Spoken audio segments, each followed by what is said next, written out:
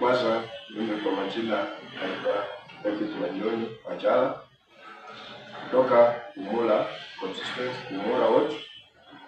Mimi nimechukua huu wakati nimekuja mbele zenu watu wangu wa Bumula. Mimi kwanza mnanijua vyema. Mimi nimelelewa hapa, mimi nimeishi hapa, mimi nimekuwa nikiwa hapa, mnanielewa vizuri sana. Huu wakati nimekuja mbele zenu watu wangu wa Bumula, mimi nikiwa na vision katika kwa maisha ya watu wetu wa Bumula. Katika mwaka ona tunajiandaa katika kwenda kwa uchaguzi. Naona mwaka wa 2027 watu wanajipanga kuanza kutafuta viti, na mimi pia nimejitokeza hapa kama kijana mdogo, kijana wenu mwenye mmenilea kutoka kwa utoto ona mpaka kwenye nimefika hapa. Mimi nilikuwa naomba watu wangu wa Bumula, mimi nimesimama mbele zenu nikiwa kama mtoto mwenye mtoto mchanga, niko na future, niko na maono juu ya watu wangu wa Bumula. Nilikuwa naomba watu wangu wa Bumula tushikane mkono, tutembee kama teamwork, tufanye kazi pamoja katika hii uchaguzi yenye nakuja. Mimi nilikuwa naomba watu wangu wa Bumula, usiangalie huyu mtu mwenye amekuja mbele zako ako na nini, ama ametoka katika familia gani, ama ni anaishi wapi. Mimi nimekuja kama mimi nimesimama kama kijana wenu. Ni kijana mwenye ako na maono, nataka kubadilisha wodi yangu inaitwa Bumula, ili hata watu wengi wakitembea huko nje nikaweze kuwa pia ni wodi yenye inajulikana katika kwa maendeleo.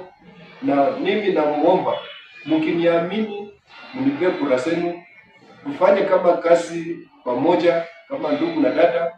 Kwanza vijana wenzangu, mimi ni kijana wenu wenzangu, nimekuja mbele zenu, namuomba tafadhali vijana, ni wakati ulio wetu, tushikane, tuweke akili pamoja, tujue maisha yetu tunaweza kuipanga namna gani, kwa sababu kwa hii maisha sasa tunaishi, hii ndio maisha yetu. Maisha yetu ndio sasa, na tusipojipanga sasa hakuna wakati mwingine tunaweza jipanga. Ni wakati imefika, tutembee pamoja, tufanye kazi kama ndugu na dada, tushikane mkono ili tunapojenga nchi yetu ya Kenya, pia Bumula isiwache nyumba, ikawe pia ni wote yenye maendeleo imejenga, na iko na viongozi wenye wako na vision, viongozi wenye wanajali wananchi, viongozi wenye wanaona shida za wananchi wenye wanapitia namna gani. Mimi nilikuwa naomba, mimi nimesimama hapa kama mtoto mdogo, mtoto mwenye amelelewa katika shida, na niko na maono na watu wangu wa Bumula. Nimesimama mbele zenu nikiwa natafuta kiti ya MCA mwaka wa 2027 kwa election yenye nakuja.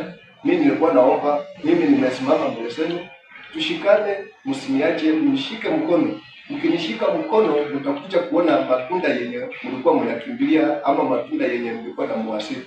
Mimi namshukuru sana watu wangu wa Bumula, nawapenda sana. Mungu wa amani akaweze kuwabariki.